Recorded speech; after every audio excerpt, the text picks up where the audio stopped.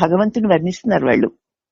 ధరసింహాసనమై నభంబు గొడుగై సిరి భార్యామణియై శ్రీగంగ సత్పుత్రియై విరించి కొడుకై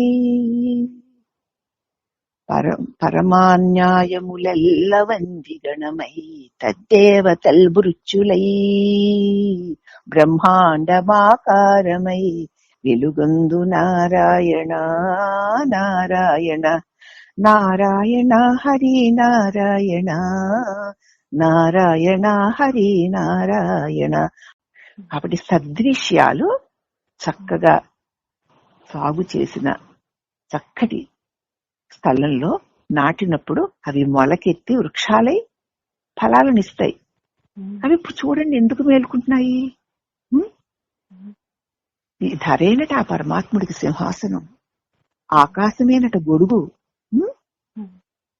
సిరి భార్యామనట ఐశ్వర్యము. ఈ ప్రకృతి ఆయన భార్య ఆయన హృదయం మీద కూర్చుందిట.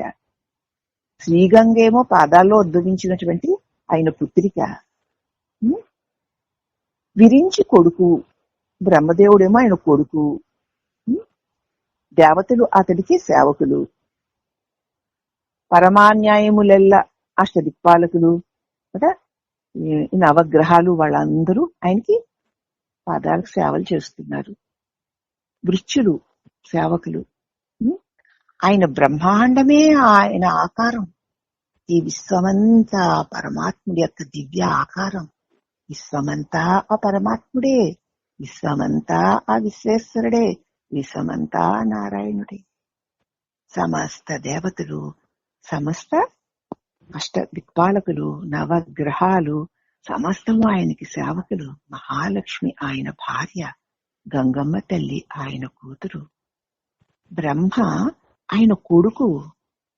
విశ్వమంతా ఆయనే. ఆ విశ్వంలో ఉన్న మనమంతా ఆయన వారమే కదా.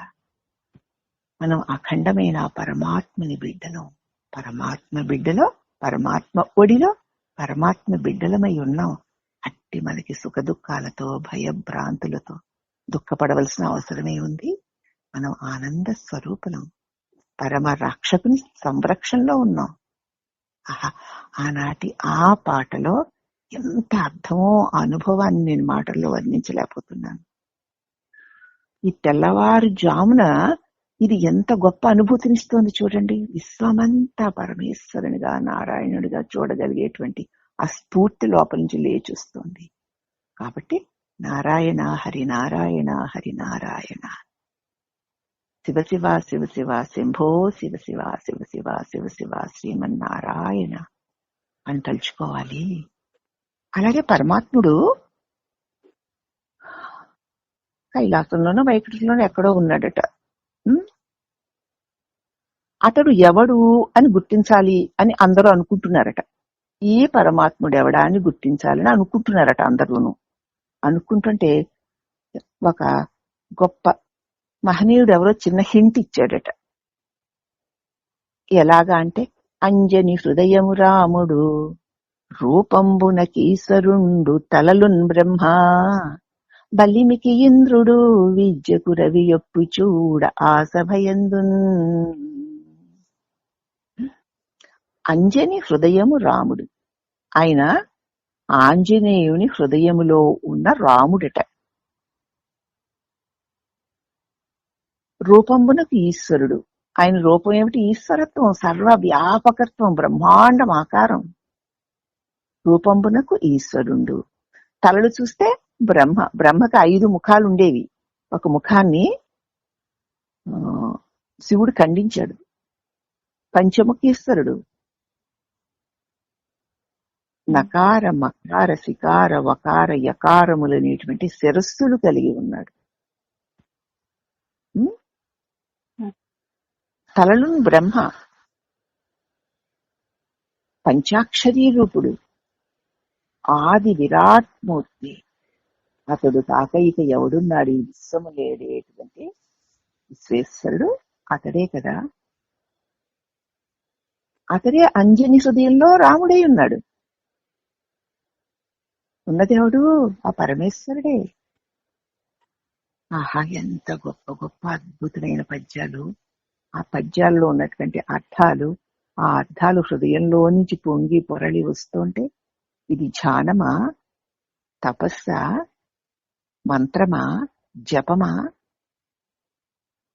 ఇది కేవలము యస్వాత్మరతిదేవస్య, నా హృదయంలో ఉన్న ఆనాడు పడినటువంటి అమృత భాండాలైన జ్ఞాన బీజాలు మొలకలెత్తి తమ సౌందర్యాన్ని అనుభవింప చేస్తున్నాయి.